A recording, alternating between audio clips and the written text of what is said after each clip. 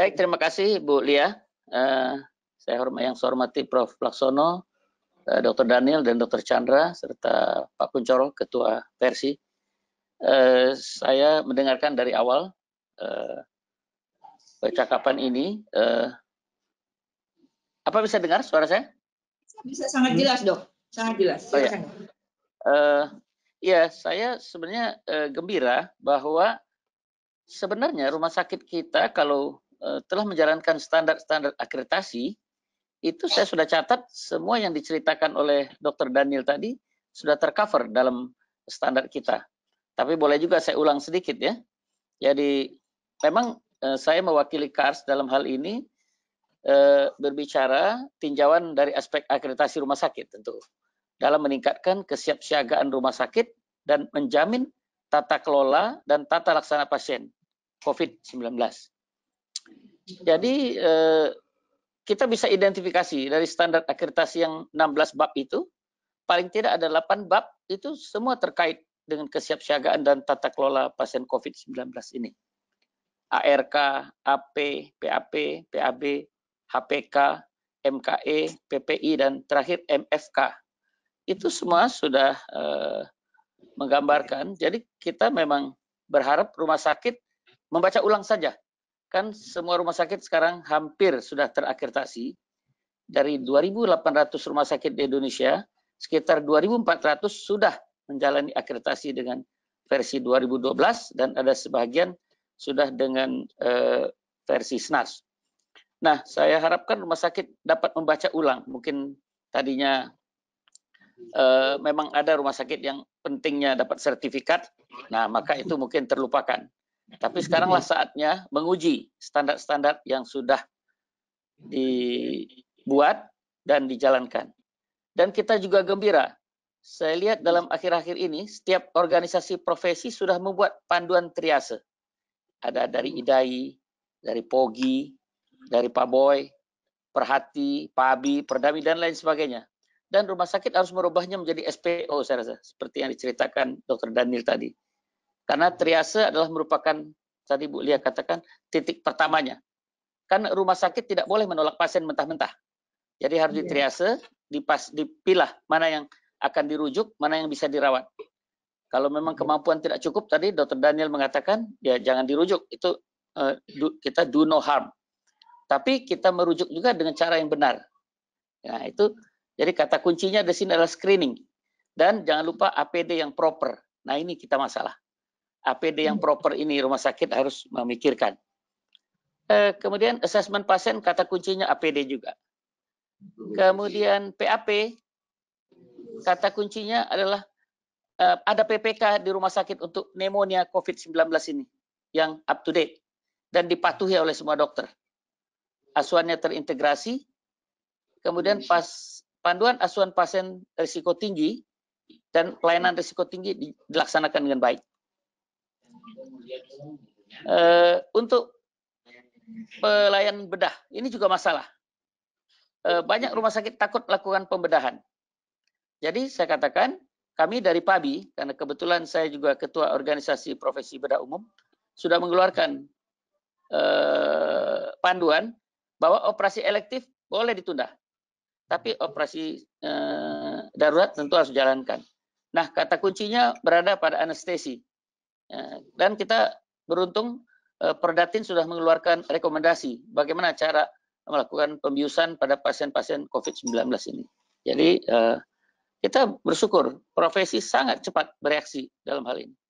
Nah terakhir, MKE, PPI, MFK, semua yang diceritakan Dr. Daniel tadi, memang demikianlah. Semua standar PPI harus diterapkan pada tata kelola COVID-19. Kata kuncinya komunikasi efektif. Nah, saatnya lah sekarang rumah sakit membuktikan panduan Hospital Disaster Plan yang dia punya dan dia buat dan sudah lulus, itu dibuktikan bekerja atau tidak. Jadi baca kembali Hospital Hazard Vulnerability Assessment dan Hospital Safety Index-nya. Nah terakhir, saya rasa rumah sakit harus mengaktifasi sistem bencana dan dievaluasi. Siapkan sarana, APD, ruangan isolasi, dan buat kontak dengan Dinas Kesehatan, BNPB, BPBD, atau lembaga-lembaga sosial donasi yang bisa membantu memberikan APD. Demikian tambahan dari kami dari KARS, tapi sekali lagi sangat mendukung yang sudah disampaikan oleh Dr. Daniel tadi, memang artinya klop dengan standar KARS. Terima kasih. Ya, terima kasih banyak Dr. Joni. Jadi betul apa yang disampaikan tadi bahwa sekarang tinggal di mana nih rumah sakit, bisa nggak kita menerapkan atau mengimplementasikan apa yang selama ini sudah kita sajikan kepada KARS. Betul gitu ya Dr. Doni ya, Dr. Joni? Ya, betul. Selanjutnya sudah Dr. Biring sudah menjelaskan ya, sudah menjelaskan. Oke. Selanjutnya adalah Prof. Laksono. Saya persilakan, Prof. Selamat siang, Prof. Mic-nya, Prof. Ya, Prof. Ya, oke. Terima kasih, Bu Lia. Jadi menarik sekali dari Pak Daniel dan Pak Chandra. Memang ini penanganan COVID sangat menarik ya. Dan di sini saya bersama Pak Hendro Watatmo, ada di sebelah kiri saya, tapi agak jauh, hampir 2 meter karena fisikal. Ya, jadi yang pertama dari sebentar ya. Memang menarik ini COVID ini kita menghadapi sebuah ketidakpastian yang tinggi ya. Jadi tadi yang dikatakan Pak Daniel sangat lengkap, nah, Pak Chandra juga melengkapinya ya. Nah, cuman yang menjadi dan kunci ketika hal yang sangat lengkap detail ini ya, itu berhadapan dengan suatu kemungkinan pertambahan jumlah pasien yang sangat besar ini, yang di luar kapasitas rumah sakit untuk menangani.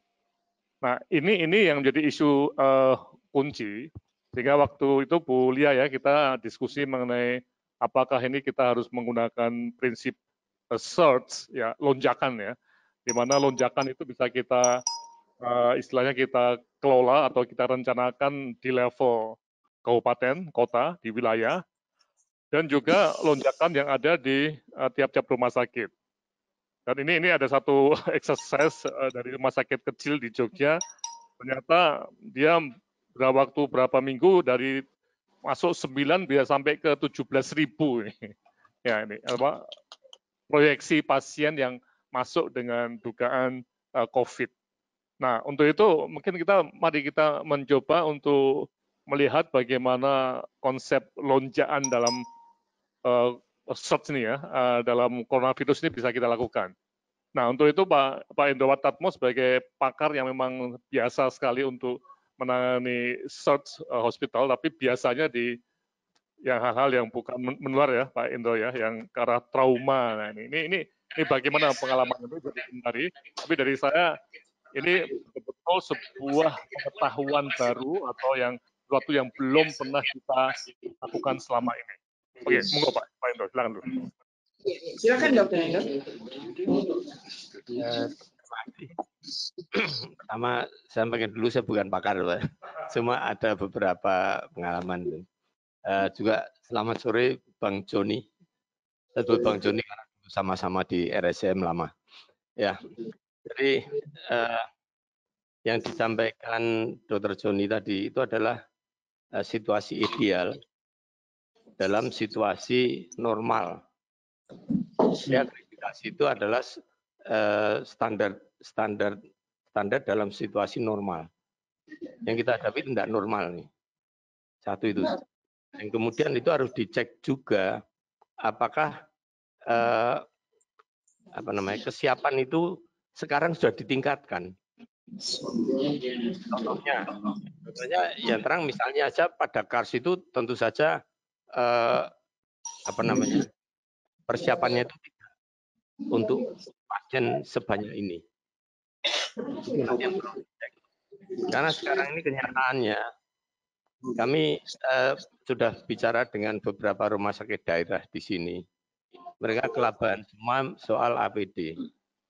Dan ini kata Pak itu di seluruh dunia. Katanya negara-negara ini rebutan APD sekarang, alat pelindung diri. Jadi apakah sudah ada program atau rencana untuk desentralisasi dari penanganan ini? Karena kita lihat sekarang rumah sakit yang dibuat itu adalah di Wisma Atlet. Itu tanggal 28 Maret direncanakan untuk 3.000 orang mau dibuka. Kemudian di Pulau Natuna ya, kalau tidak salah. Kemudian di Pulau Seribu. Jadi seperti sentralisasi. Nah ini di daerah bagaimana itu? Apakah ada program untuk desentralisasi? Ya jelas di Jogja ini sekarang ini ya mereka kelabakan semua. Nah kemudian untuk Dr. Daniel ya, Mr. Daniel, itu pertanyaan saya begini. Tadi dikatakan do no harm. Jadi kalau rumah sakit itu nggak punya persiapan dan tidak bisa melakukan persiapan dengan baik, dia boleh tidak menerima. Mungkin nggak ini di sekarang untuk seperti Bang Joni pertanyaan saya, mungkin nggak ini dilakukan? Karena tidak mungkin. Tapi sudah secara alamiah dilakukan. Jadi rumah sakit yang nggak siap ini menolak pasien. Ini kenyataan sudah terjadi. Nah ini, jadi apakah ini tidak lebih baik bahwa fasilitas itu disentralisasi di satu daerah, di satu wilayah itu? Misalnya saja di Jogja.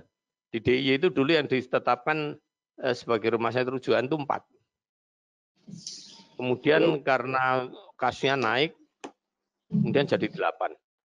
Sekarang jadi 25.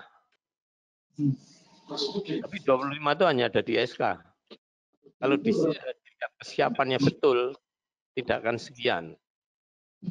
Jadi saya berpikir apakah tidak mungkin bahwa daripada menetapkan 25 tidak siap semua karena tidak punya fasilitas, apa tidak lebih baik ini fasilitas baik dari sumbangan atau apa yang ada ini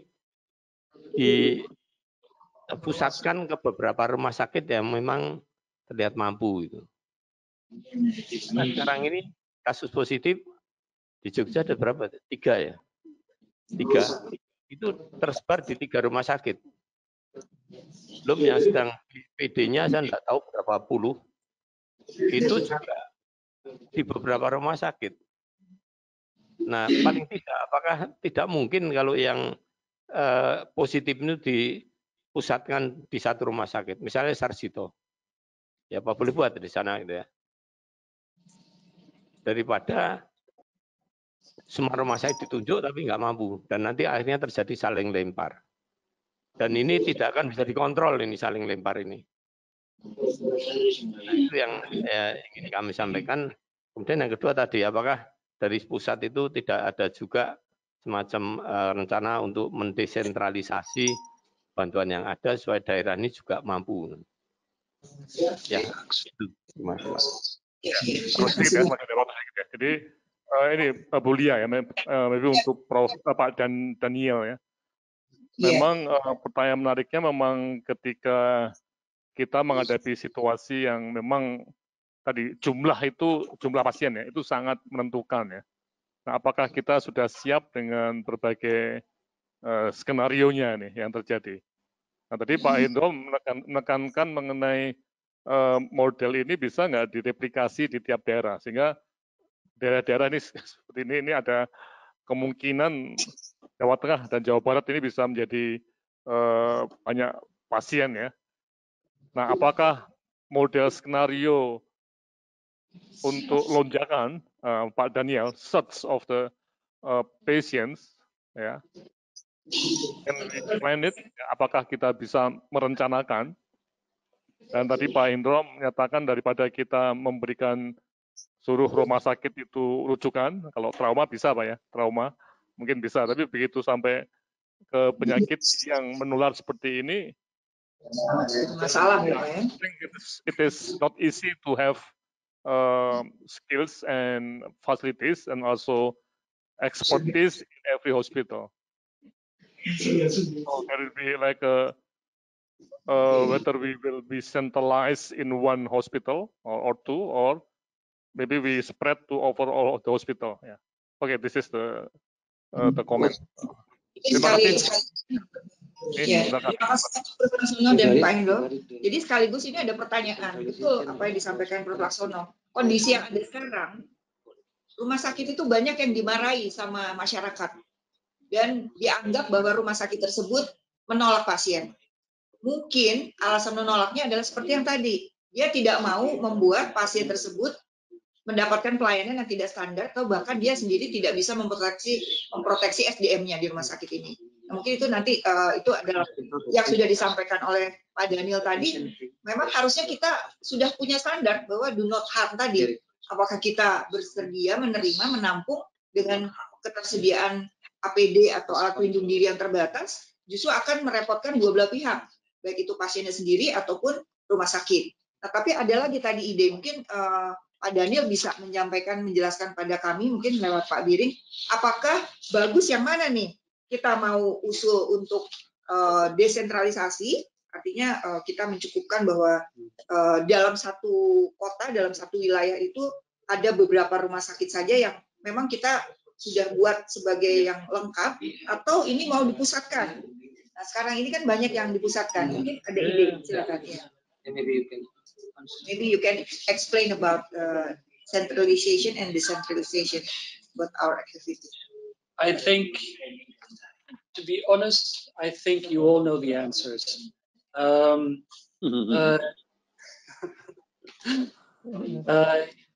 Again, what I tried to do in the presentation was introvertedly a little bit. What are my capacities? So can I handle, let's say, screening and triage, but not admission? Then I need to find and collaborate with some facility that can. If I can manage screening, triage, and maybe 5 cases, but there's a surge, then I need to collaborate with another facility that can. So my exercise was introvertedly look into my capacities first. Let's see what I can do.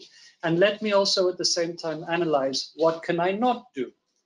And I think whatever I cannot do, we as a society and you as a hospital association as well need to talk together to see who does what. And I think that might be something that you can do, and looking at your resources, doing a little bit of these baseline surveys, a blueprint of who's who and who's what, and maybe you can figure out a good networking and referral system, because it is clear that not every facility can do everything, and especially if you're looking at search. So I think it's very important to maintain that contact and that collaboration for a smooth and simple and good effective referral. Jadi mungkin saya indikan saja bahwa memang ternyata yang pertama kali kita memang harus mengakses dulu apakah kemampuan kita ini sampai mana. Kemudian kita juga satu lagi, tadi Prof sudah menyatakan bahwa di Jogja sudah mulai bertemu ya Prof ya. Sekian fasilitas, pernah nggak ada pertemuan gitu misalnya dalam satu area, dalam satu wilayah yang masing-masing menunjukkan saya bisa apa atau rumah sakit saya bisa apa. Sehingga nanti dalam sebuah sistem rujukan akan menjadi lebih mudah mana pasien yang bisa dirawat oleh rumah sakit A, mungkin dia hanya bisa triase saja sampai dengan memilah, kemudian dia akan merefer pada tempat mana. Apakah sudah pernah Prof, mungkin pengalaman Prof Laksono di Jogja, apakah sudah pernah diadakan semacam itu Prof? Ya, ini Bu Lia, ini yang sedang kita bahas Pak Endo, nanti hari Kamis ini ya, ini mungkin bagus nih untuk follow up dari diskusi ini. Kita mencoba membahas mengenai search planning ya, perencanaan lonjakan ini Bu. Ya, yang tentunya di level daerah ya. Jadi seperti tadi Pak Edo katakan ya, apakah kita akan menyebar semua tempat perawatan di 20 rumah sakit atau kita pilih 2 atau 3 rumah sakit yang sudah siap menjadi tempat ini. Nah, ini menjadi satu isu yang menarik. Jadi apa yang dikatakan Pak Daniel itu penting sekali, bahwa yang kita sebut sebagai detail itu luar biasa ya. Detail tadi. Jadi saya tangkap dari Pak Daniel itu persiapan kita harus detail sekali.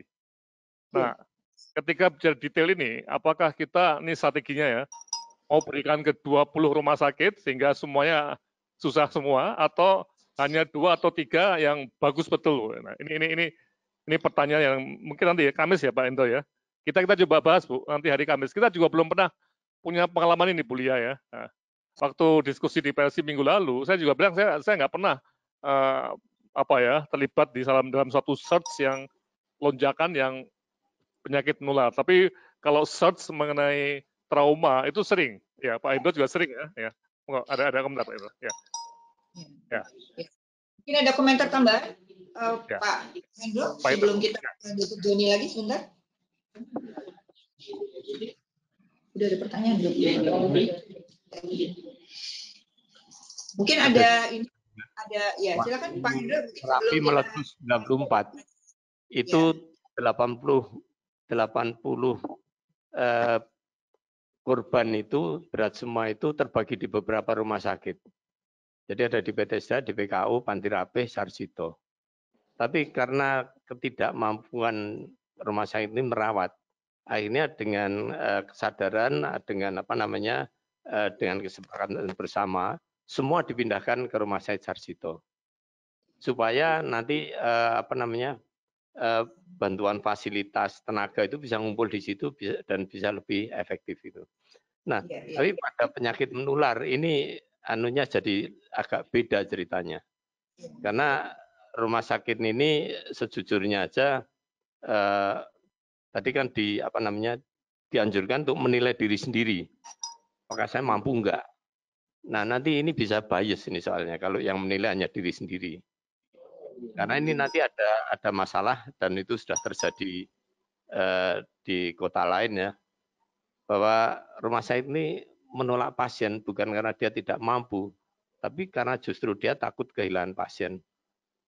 Itu kenyataan yang sudah terjadi, sehingga untuk self assessment itu saya berpikir jangan 100% oleh rumah sakit itu sendiri. Ada arahan dari ya mungkin dari pihak dinas ya mungkin ya, dinas kesehatan mungkin yang harus mengatur saya rasa ya. Kesehatan dan tentu saja versi sendiri. Jadi kalau nanti dibiarkan bebas, nanti masyarakat ini bisa, loh ini rumah sakit yang kelihatannya bagus kok tidak jadi rujukan, ada rumah sakit kecil malah jadi rujukan itu.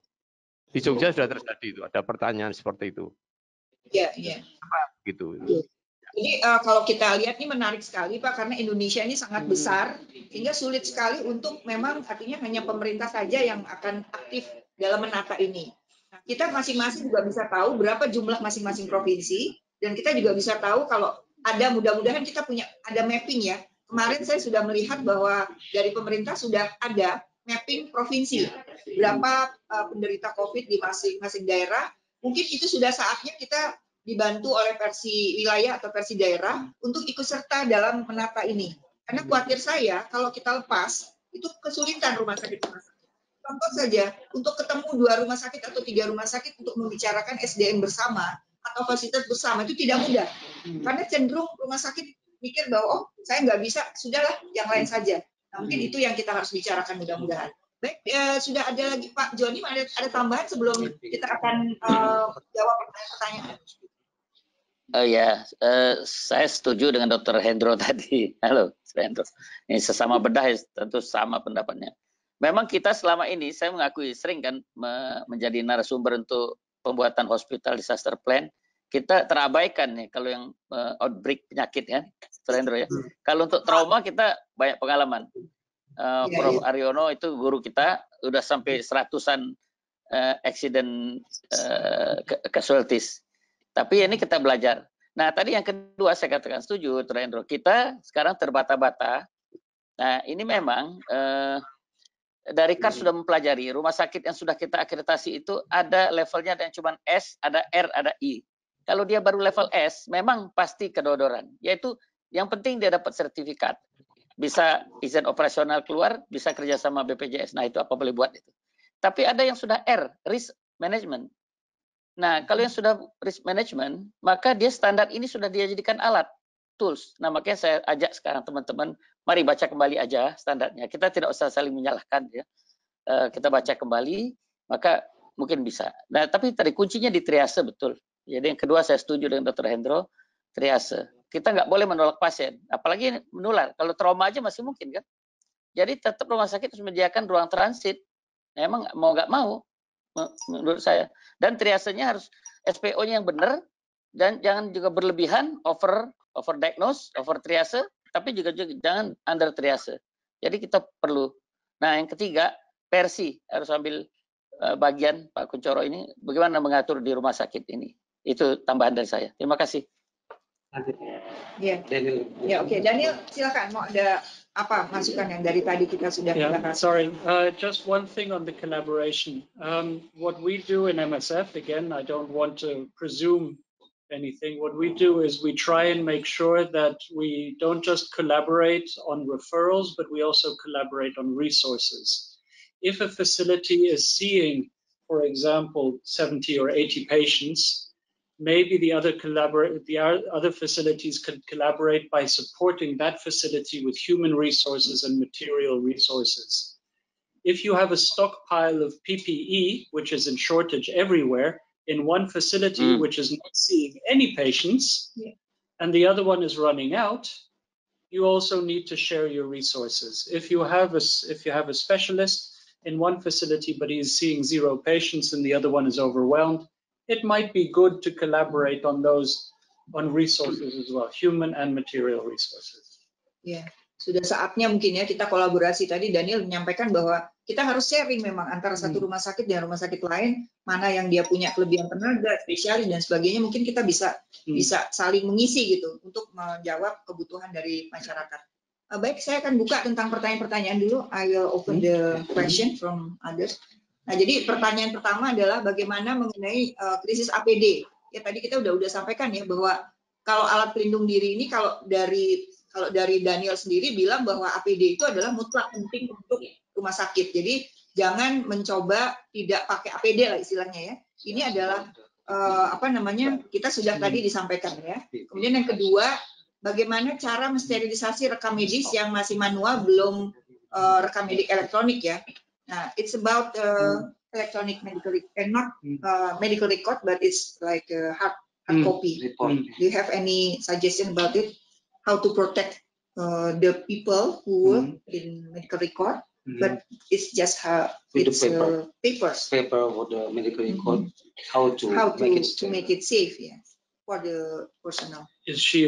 I don't know if she's afraid that if somebody coughs on the paper, that it stays on the paper and. Paper. I'm not an expert. I'm sorry. I don't know if you could.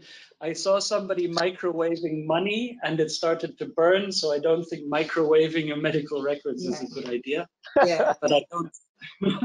I'm sorry. I don't know. Yeah. Jadi katanya nggak ada cerita mengenai bagaimana dia belum pernah tahu tuh ada medical record bisa disterilkan gitu ya. Jadi yang harus dikerjakan adalah sekali lagi bagaimana kita mencuci tangan, membersihkan tangan kita supaya tidak ada semprot alkohol.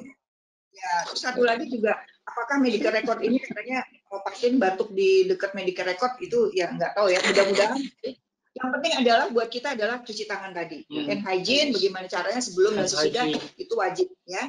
Mungkin pertanyaan berikutnya, silakan ditanyakan lagi. Pertanyaan berikutnya adalah bagaimana manajemen emergency response di unit IGD untuk melakukan kasus triase yang belum terdeteksi.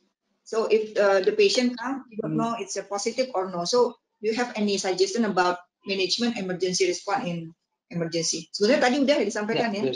Ya, mungkin udah disampaikan tadi ya bahwa harus apa triase. Ya, jadi tadi intinya kalau kita dengar ada hijau dan ada merah. Ya kan disampaikan harus dipisah. Mana yang safe, mana yang aman untuk bisa masuk ke ruangan, mana yang merah tidak boleh masuk. Ya, jadi itu yang dan ada lembar dari pemerintah dari Kementerian Kesehatan juga sudah ada tuh lembar kuesioner ya. Mungkin kalau kita lihat pertanyaannya apa sehingga dia bisa mengarahkan bahwa ini merah atau hijau. Pak Niko agar dikumpulkan dalam suatu database, lalu data ini bisa menggambarkan gap yang ada dibandingkan penghitungan kebutuhan search capacity. So it's about the database. Maybe you have any experience about database in several hospitals. Pertanyaan, ya. I think for anything that is emergency epidemic related, your central disease control and disease surveillance and prevention tools are the standard. So here it's P2P, correct? Yeah. And I think it's incredibly important that people record not just the positive cases, but also that there's a possibility of recording suspected cases. Yeah. as we mentioned earlier, referral is one of the tricky parts. When you have a screening and you have a triage of a suspected case and you refer them, one of the colleagues mentioned, you refer them, they can be lost. But that suspected case should still be recorded as a suspected case. Jadi disampaikan oleh Daniel bahwa memang kita perlu sekali mengenai data ya. Nah, database itu mungkin ada dua ya. Saya kalau tidak salah, maaf Pak Niko. Jadi mungkin ada database ada dua macam. Satu adalah database pasien mungkin, yang satu lagi adalah database tentang facility. Ya, kalau memang kita bisa membuat ini, kalau untuk database pasien mungkin itu dianjurkan oleh Pak Daniel adalah dari P2P, di mana di situ ada surveillance dan sebagainya, sehingga bisa men-trace pasien itu kemana, apakah dia positif atau tidak, karena mengingat waktu diagnosis kita juga cukup panjang. Untuk yang kebutuhan kapasitas fasilitas mungkin perlu juga ada ada pendataan. Terus terang seperti sekarang versi itu agak kesulitan untuk menghitung berapa sih kebutuhan sesungguhnya dari rumah sakit yang ada. Saat kita menghitung A, tiba-tiba besok sudah ada mungkin donasi dari tempat lain, atau dia ada masuk dari fasilitas dari Kementerian Kesehatan atau apa, sehingga berubahnya dengan sangat cepat. Pasien yang tadinya hanya 5 tiba-tiba menjadi 20 atau 30, sehingga rumah sakit meminta sedemikian banyak kebutuhan, itu juga agak sulit. Tapi saya setuju bahwa harus ada database, Dr. Niko. Ini pertanyaan lagi, ini yang paling agak susah menjawabnya. Just to the loss to follow up, from our experience working with other infectious diseases like Ebola, for example, a very large part of our work was in the communities. So it's community sensitization, community contact tracing, and the collaboration between the primary healthcare facility, the secondary healthcare facility, and the community. It's a link. So we had teams going household to household. So that it's a large part. So clinical management is only one small part of the whole epidemic management. Jadi ditekankan oleh Daniel bahwa sebenarnya kalau kasus-kasus seperti ini, ya itu sangat penting artinya untuk kita bicara secara komunitas.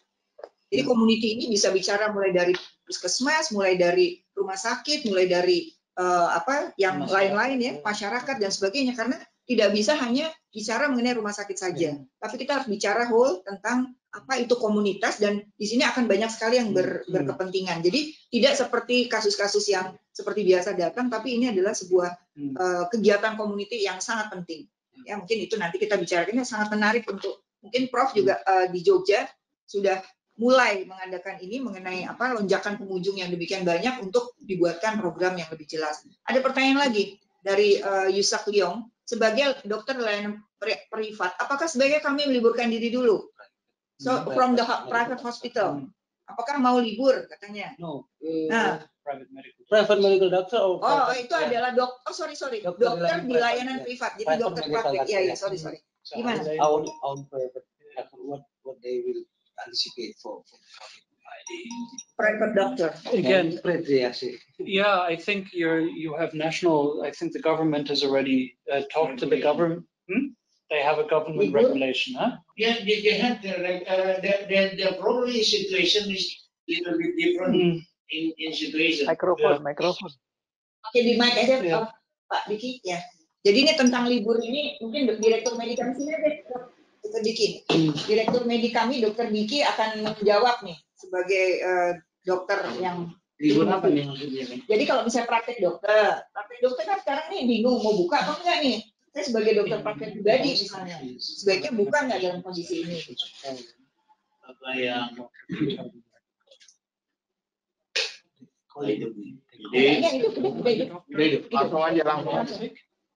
Jadi kalau untuk sebagai dokter di rumah sakit, yang kami jalankan di Rumah Sakit Jantung Harapan kita tentu memberikan pembatasan pelayanan, pengurangan pelayanan, sehingga kontaknya juga tidak terlalu lama, begitu juga dalam pasien, antrian, dan lain-lainnya.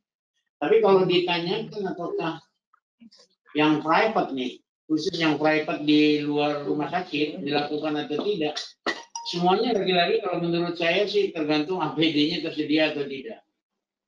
Menurut saya sangat penting, inti daripada semuanya ini adalah APD.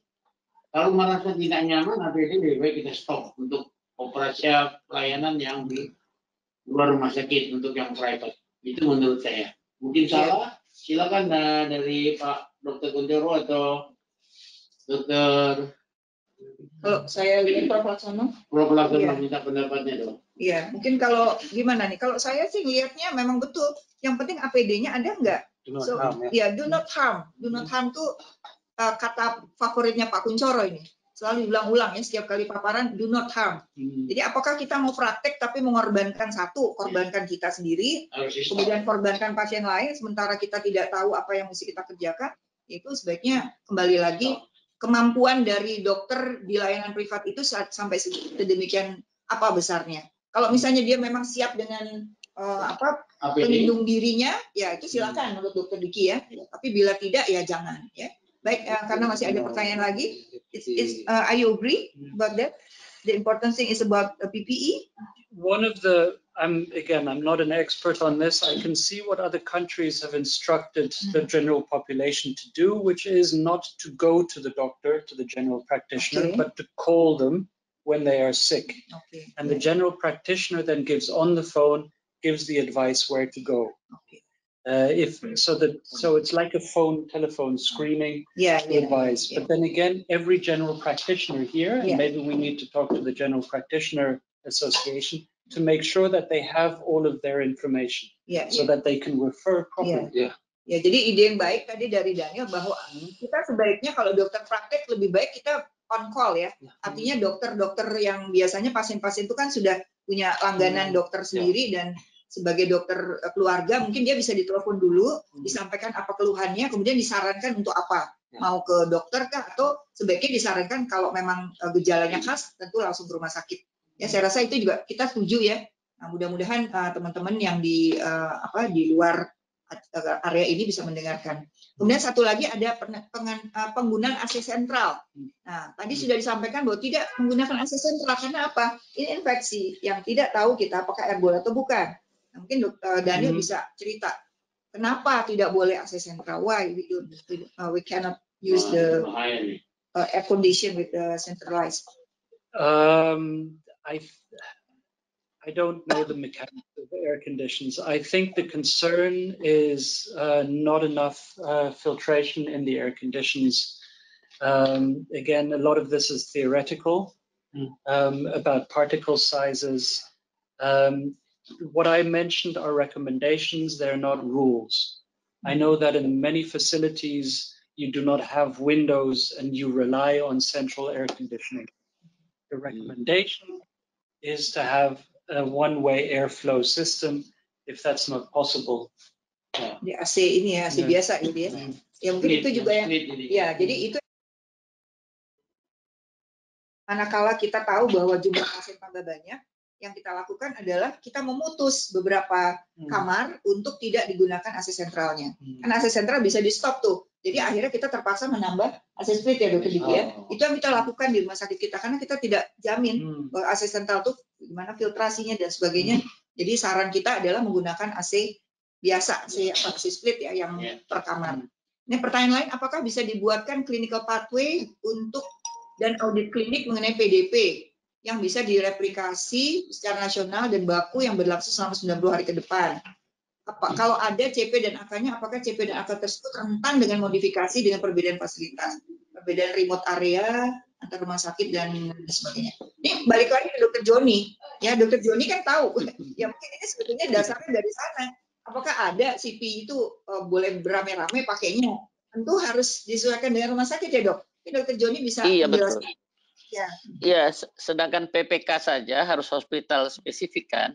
Nah, kalau CP kan sudah melibatkan lebih banyak lagi unsur. Jadi PPK-nya dulu dibuat. Memang ini kerja berat buat komite medis ya atau staf medis fungsional.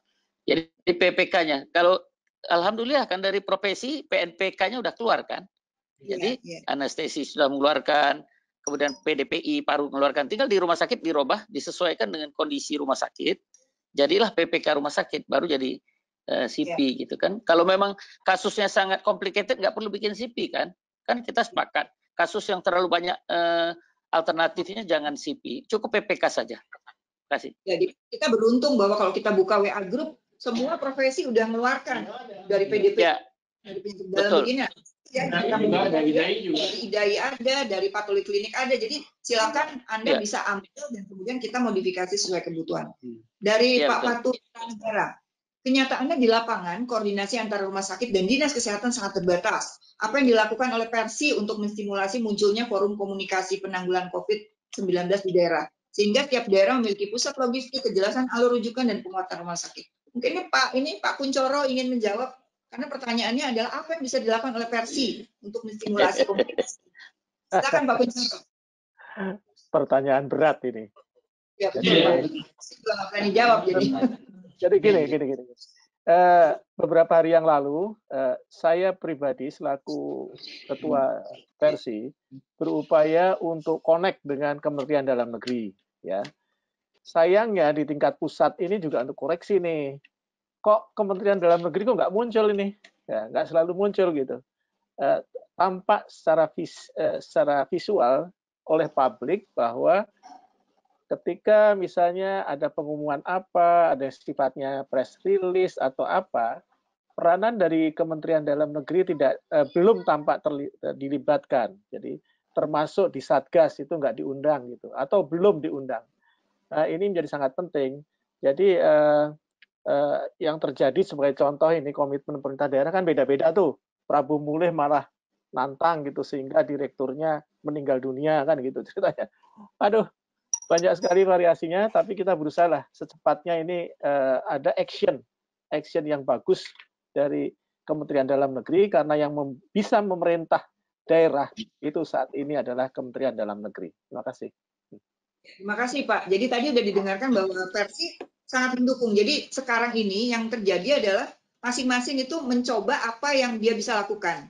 Persi pusat bisa webinar ya kita webinar. Kita bisa mengumpulkan sumbangan ya kita cari sumbangan. Kita bisa berkomunikasi dengan versi-versi yang lain ya mungkin itu yang kita lakukan. Tapi kita juga mohon mudah-mudahan ada dinas kesehatan yang mendengarkan bahwa kita sebenarnya pengen juga komunikasi dengan dinas kesehatan dan juga pemerintah daerah setempat. Dan kalau saya lihat juga ada sih beberapa provinsi yang sudah baik ya, sudah mengadakan pertemuan dengan segala unsur.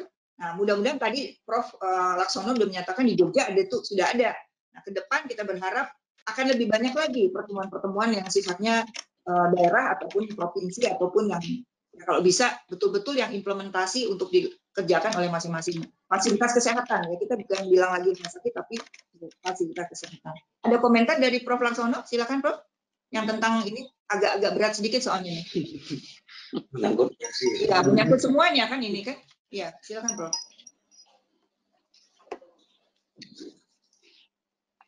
Suaranya nggak kedengeran Prof? Suaranya nggak keluar? Sudah ya? Ya, sudah. Ya, oke. Kita bicara mengenai tadi hubungan dinas dengan rumah sakit ya. Jadi ini memang sebuah lonjakan ya, lonjakan harus kita prediksi. Memang sekarang ini tim pencegahan terus berjalan, tapi kita rumah sakit juga harus siap. Dan memang betul ya, kita tidak bisa membuat search itu sendirian. Jadi lonjakan tadi harus ada analisis secara wilayah ya dengan Dinkes dan Pemda. Kemudian juga di dalam rumah sakit masing-masing. Nah, ini yang kami di Jogja dengan Persi DIY ya, itu sedang mencoba ya untuk menyusun suatu sistem lonjakan ini. Oke, nanti hari Kamis kita bahas bersama Pak Indro dan teman-teman dari Persi DIY ya, hari Kamis untuk webinar. Mungkin Pak Kun bisa, Bulia bisa minta teman-teman dari Persi daerah lainnya juga untuk lihat ya. Nah, di situ kita akan coba bagaimana peran dari dinas dan bagaimana peran rumah sakit, serta juga tentunya peran dari Persi daerah ini. Tadi yang katakan Pak Hendro tadi, desentralisasi dari pusat ke daerah. Kalau kita lihat di Jogja itu sudah sampai ke penggunaan Wisma Atlet ya. Nah, apakah di Jogja ini juga kita sudah siap sampai misalnya menggunakan Wisma Haji misalnya untuk ini? Ini kita belum ya. Jadi begitu Bu Bulia ya. Nanti kita Kamis nanti kita coba bahas ini. Terima kasih. Prof. Laks, saya boleh usul nggak? Ya. Bulia, saya mau usul ke Prof. Laksono. Prof, apa mungkin nggak salah satu skenario saya usul kalau begitu kasusnya meningkat, kita memang membagi. Tadi Dr. Hendro sudah nyebut sedikit. Jadi misalnya kasus ini ditangani di rumah sakit pemerintah, kan pemerintah bisa memberi bantuan dana yang jelas. Nah, swasta itu hanya meningkatkan triasenya aja, yang triase by phone.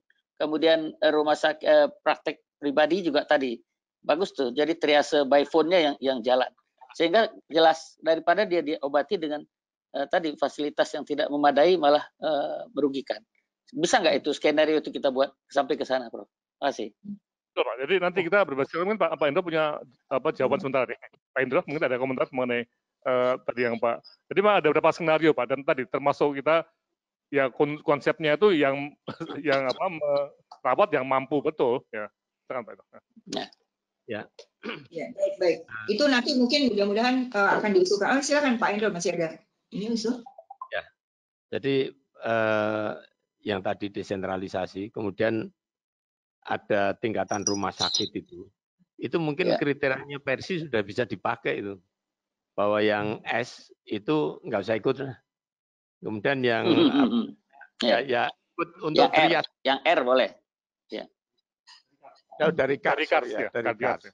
Nah itu kan sudah bisa untuk gambaran itu, mana yang bisa untuk difasilitasi untuk melakukan penanganan yang lebih. Nah kemudian kalau pemusatan ini, saya malah berpikir pemusatan untuk yang positif memang di situ, tapi pemusatan untuk yang PDP pun mungkin perlu dikerjakan. Jadi itu ada rumah sakit tutup, ada 2 bisa dipakai. Jadi itu bisa dipakai, dibuka lagi untuk konsentrasi PDP. Iya, untuk PDP. Rumah sakit Fatmasuri itu ditutup. Kemudian ada rumah sakit Sudirman itu juga ditutup. Ada rumah sakit gede yang belum bornya masih ada, itu nanti kita bicarakan hari Kamis. Gitu. Iya, betul. Terus terang ini terima kasih. Ya, terima kasih banyak Pak Hendro dan Prof. Ustaz Dr. Joni. Jadi ini juga rupanya di Jakarta ini ada satu rumah sakit yang dari BUMN itu ditutup karena juga memang difokuskan nantinya untuk rumah sakit COVID, dan kemudian ada juga rumah sakit yang baru dibangun oleh swasta, itu akhirnya semua pasien-pasiennya yang suspek COVID itu dipindahkan ke sana. Mungkin itu juga yang menggunakan wilayah tadi. Dan ada beberapa pertanyaan, kita lihat tadi, ada beberapa pertanyaan dan masukan ke pertanyaannya. Termasuk salah satunya yang kita bisa sambung, mungkin bisa bantuan Dirjen Yankes, itu setuju, pasti nanti kita akan bicara juga dengan Dirjen Yankes. Kemudian satu lagi juga yang ada hubungannya lagi, tadi ada Dr. Daniel, coba lihat dari bawah ke bawahnya lagi. Ke bawahnya Dr. Dani mengusulkan karena terkait, ke bawahnya lagi, Pak, ke bawah, di bawahnya Tasikmalaya. Nah, di bawahnya Tasikmalaya tadi ada usulan yang setelah saya baca, bahwa, terus, bukan, ke atas ya salah ya. Nah, ini. Jadi memang tidak semua rumah sakit harus memiliki peran yang sama. Tapi yang pasti rumah sakit itu harus punya. Yang mana yang harus punya? Jadi dia harus punya peran screening, peran transit. Ya, tadi. Dan satu lagi tadi, coba untuk merujuk. Itu yang pertanyaannya tadi, Pak. Yang pertanyaannya. Jadi ada tugas-tugas rumah sakit yang memang tidak boleh dihilangkan. Jadi sampai misalnya pemulasaran jenazah. Kalau misalnya dia datang ke situ udah meninggal, kan bagaimana? Jadi ada hal-hal mendasar yang harus dimiliki oleh rumah sakit. Kemudian coba kita lihat ke atas lagi pertanyaannya. Kalau misalnya sekarang pasien datang yang di atas, Pak, di atas terus ke atas. Ada pertanyaan tadi mengenai SDM misalnya. Ini sama ya sebetulnya pertanyaannya. Terus ke atas lagi, Pak. Nah, ada pertanyaan tentang SDM. SDM fasilitas itu sama. Bu Yeni Kusnadi, pertanyaannya SDM dan juga fasilitas itu sama.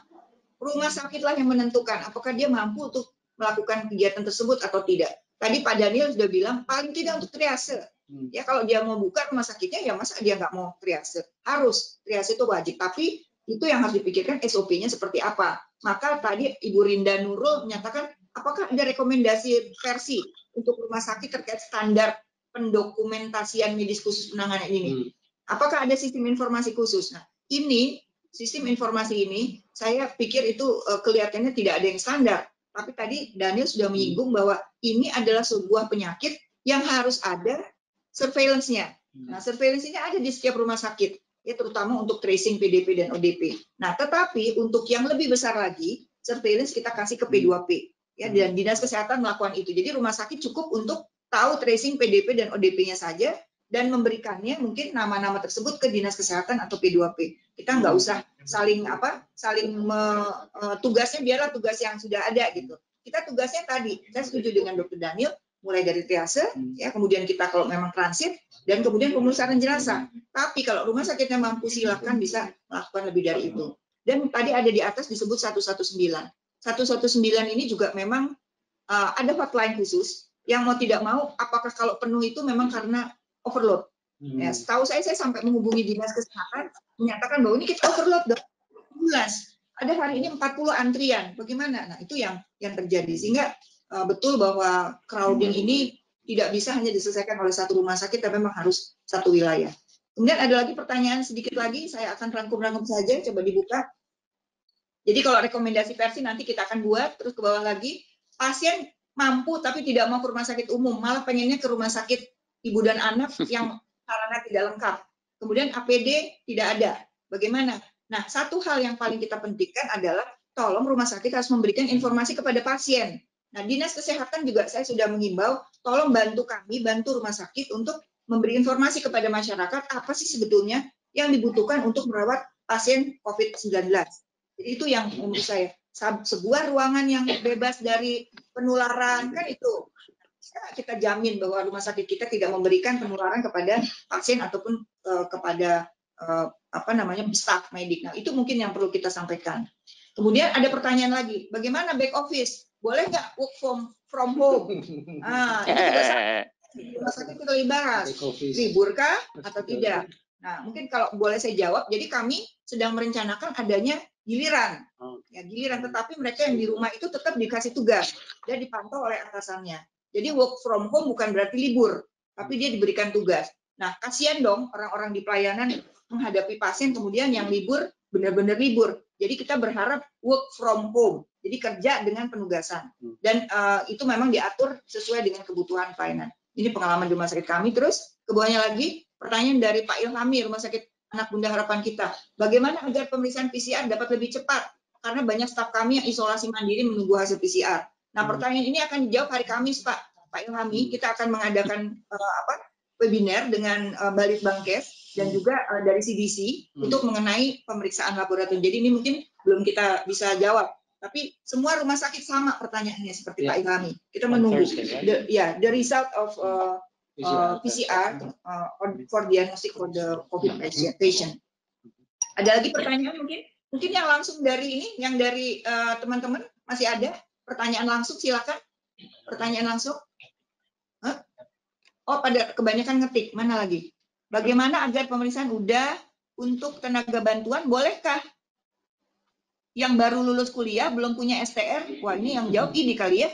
Bagaimana nih? Kalau tidak salah, mungkin Dr. Joni bisa bantu saya. Untuk keadaan darurat itu boleh ya Pak Joni ya?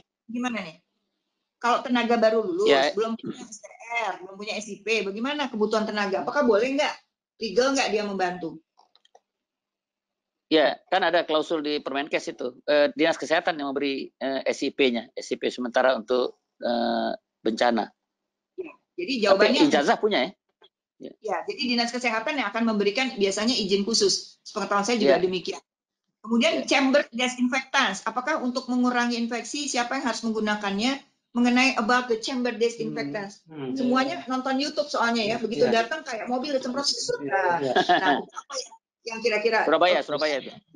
Ya, Bu Risma melakukan itu. Bagaimana? I'm not a big fan of fancy equipment. I think your infection control measures of hand washing, social distancing, cough hygiene is the most important thing. Walking through these chambers, I think, is more of a gimmick. It's not a public health measure. You cannot put hundreds of thousands of these chambers everywhere. It's impossible.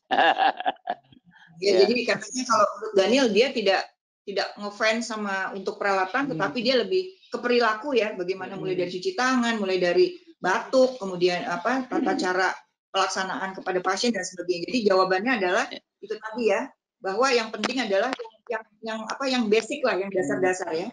Itu adalah katanya gimmick. Ada tambahan yang silakan. Kemudian fasilitas persien APD ya, mungkin kebetulan ada beberapa bantuan juga kepada Persi untuk APD ini, yang katanya ini kita banyak janji sorga deh pokoknya, banyak sekali yang mau bantu. Mudah-mudahan sih bisa terlaksana, tapi apabila benar-benar SOS, bila benar-benar membutuhkan silakan Anda bersurat ke Persi. Apakah standar APD untuk pasien rawat jalan? Nah, tadi udah disebutin tuh tadi ya dari Teh Awana bahwa ada standar itu bukan disebut pasien rawat jalan atau perawatan dan sebagainya, tapi ada tadi tabelnya. Kontaknya. Kontak ya. Itu ada jelas. Nanti akan kami kirimkan dalam bahasa Indonesia. Jadi bahasa Indonesianya nanti PowerPoint-nya akan dikirimkan. Baik, masih ada lagi sedikit lagi nih pertanyaan. Masih ada ya? Berapa banyak? Nah, jadi karena waktu nih udah jam 4 lebih, saya masih masih punya mungkin 2 atau 3 pertanyaan. Kalau ada dari para peserta yang ingin bertanya langsung pada kami, saya persilakan. Apakah ada yang ingin bertanya secara langsung? Silakan. Ada ini nggak, Pak? Belum ada. Nah, belum ada. Baik. Saya akan minta sekali lagi mungkin Daniel, maybe you have like a suggestion for us. For the resume about your presentation today, mungkin untuk pesan-pesan for every hospital in Indonesia. Closing statement. Closing statement, yeah, please. I think first of all, thank you very much for all the questions. Thank you for letting me do the presentation. I think this has been a very interesting debate also after the presentation. I think the important thing is not the presentation, it's continuing the discussion to try and improve, look at the challenges and try and find solutions to those challenges. So thank you very much for that. Again, like I said in the beginning, I did not come here to offer any solutions. I think stimulating the discussion is important. Recommendations are always collaboration, coordination. Don't work in a silo. Make sure that you collaborate and share resources, share knowledge, share expertise. It's one of the Hippocratic oath points as well of every doctor is to share his or her medical knowledge with his or her colleagues as well. Oke, thank you Daniel. Jadi mungkin tadi sudah disampaikan ya, saya langsung aja bahwa jangan bekerja sendiri-sendiri aja intinya. Kita nggak bisa bekerja sendiri karena ini hal yang sangat luas ya, sangat mengenai banyak orang dan kelihatannya sih tidak bisa diatasi hanya kalau kita bekerja dengan sendiri. Baik, Pak Kuncoro, ada yang mau disampaikan, Pak Kuncoro? Terima kasih Bu Lia, terima kasih untuk Mr. Daniel, Pak Laksono, Pak Joni, dan semua Dr. Endro di Jogja. Dan tentu harapan kami, ini nanti kita berupaya on-become proses untuk mengaplikasikan di rumah sakit. Saya setuju dengan beberapa usulan yang tadi disampaikan Pak Joni, Pak Endro, dan ini rasanya sangat strategis untuk merupakan Pareto untuk percepatan meningkatkan kualitas pelayanan yang ada khususnya di daerah. Oke, sebaiknya kita ketemu deh nanti hari Kamis untuk follow up kegiatan ini. Kamis rasanya ada 2 kegiatan, yang satu tentang SOS, yang satu lagi terkait dengan yang lebih detail lagi. Saya kira itu kita ucapkan banyak terima kasih juga pada peserta yang ikut di webinar ini secara aktif. Bu Lia, nanti mohon ini materinya segera ditata, kemudian bisa dipublikasikan untuk umum. Terima kasih. Terima kasih Pak. Jadi Prof. Laksono ada yang mau disampaikan Prof? Cukup? Kayaknya udah pakai masker. Kita bergerak bersama ya, supaya pengetahuan yang baru-baru ini kita bisa share ke semua tempat di Indonesia, dan nanti kami juga akan bantu videonya juga akan kami edit di Jogja supaya bisa dilihat lagi. Oke, terima kasih Pak. Sampai ketemu hari Kamis ya Pak ya. Kamis. Pak Joni gimana Pak? Terima kasih Prof. Pak Joni ada lagi? Cukup, cuma saya minta tadi materi betul, karena saya juga selain di KARS kan, saya di organisasi profesi yang berhadapan langsung juga, jadi banyak yang minta. Jadi ini tadi bagus sekali yang materi tadi, mohon dikirim kepada kami. Terima kasih. Materi ada dalam bahasa Indonesia. Jadi baik tadi sudah kita dengarkan paparan, dan kalau saya bisa simpulkan bahwa yang pertama adalah rumah sakit tuh harus memahami apa yang dia punya di rumah sakit. Fasilitasnya, SDM, pelayanannya seperti apa. Dia bisa mendetek berapa banyak orang yang akan datang kira-kira di kemudian hari. Kemudian do not harm tadi, bahwa bila membahayakan pasien atau keselamatan rumah sakit itu agak dibatasi, atau kalau perlu tidak harus melaksanakan pelayanan tersebut. Tetapi tadi ada masukan bahwa ya paling tidak triasenya lah dikerjakan. Jangan sampai seolah-olah dibiarkan pasien itu jalan sendiri, bikin SOP, karena apapun dia bencana, tetapi SOP dan laporan itu selalu penting. Gunakan APD sesuai dengan kondisi, kontaknya berapa lama, apa yang dia harus kerjakan, apakah dia di dalam ruang isolasi dan sebagainya, itu penggunaan APD-nya itu berbeda. Sudah ada tabelnya. Kemudian tadi tata udara harap diperhatikan bahwa tidak dianjurkan menggunakan sentral AC. Kemudian tadi ada pembersih-pembersih apa yang dianjurkan. Banyak pertanyaan di kami, pembersihnya pakai apa sih? Tadi udah sangat jelas, klorin 0,5%, etanol 70%. Ya kalau bisa dibakar ya pastilah ya itu alkohol gitu kan. Ada yang bisa dibakar. Kemudian waste management, limbah. Limbah itu penting karena bayangkan coba kita semua menghindar-hindar dokternya dari bersentuhan. Orang yang kerja di limbah, dia semuanya akan dia pegang, dia tutup, dia pegang, dan dia harus mengantarkan. Dan jangan lupa kalau kerja sama dengan pihak ketiga, saya mengingatkan bahwa ada kode khusus mengenai penyakit infeksi yang pakai tanda seru 3. Ya, artinya kita mungkin nanti minggu depan kita akan bicarakan juga bagaimana tentang limbah medis, tapi perhatikan bila Anda tidak mengerjakan sendiri, Anda juga harus yakin bahwa limbah ini di pihak ketiga pun akan aman, tidak mengotori atau menularkan pada lingkungan. Kemudian mengenai transportasi, ambulans, dan sebagainya, transportasi tidak boleh untuk menggunakan kendaraan umum. Saya nggak tahu, do you know Gojek? Gojek kendaraan umum bukan?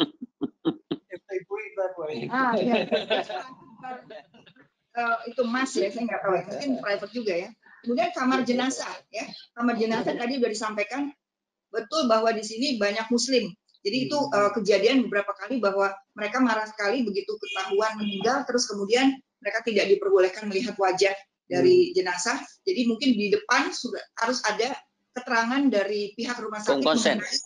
Ya, inform konsen dari depan. General consent.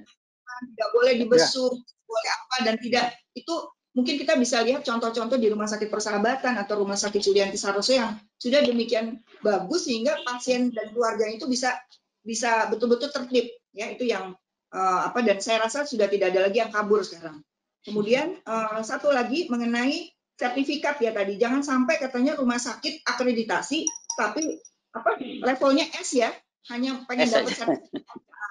Mudah-mudahan sih kita di Persi tidak ada yang demikian, bahwa semuanya mengambil akreditasi itu diambil adalah standar yang baiknya dan bisa diimplementasikan. Baik, terima kasih, thank you very much Daniel dan juga Chandra Sembiring. Chandra Sembiring ini junior tapi dia kiprahnya udah banyak juga di luar. Kemudian juga semua yang mendengarkan, saya tidak sempat menghitung, mudah-mudahan apa yang kita diskusikan pada siang hari sampai sore hari ini bermanfaat buat semua, dan kami akan mengirimkan PPT PowerPoint dalam bahasa Indonesia kepada seluruh yang membutuhkan. Bahkan boleh di-share ya Prof.